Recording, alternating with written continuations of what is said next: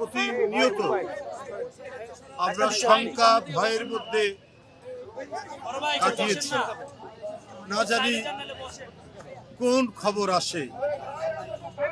এই আশঙ্কার মধ্যে আমরা একটি কর্মসূচি তাড়াতাড়ি শেষ করে আমরা ঢাকার পথে পাড়ি দেই। সরাসরি কিছুক্ষণ আগে এভার কেয়ারের হাসপাতালে এসে পৌঁছায় এবং ভিতরে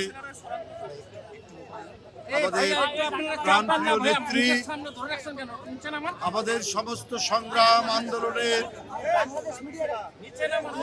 প্রেরণার উৎসস্থল দেশনেত্রী বেগম খালেদা জিয়াকে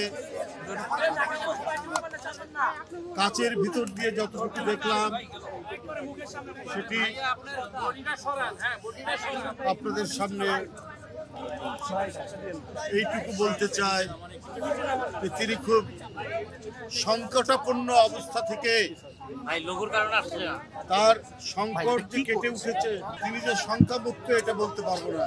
চিকিৎসকরা তারা প্রাণপণে তার চিকিৎসার চেষ্টা করছেন।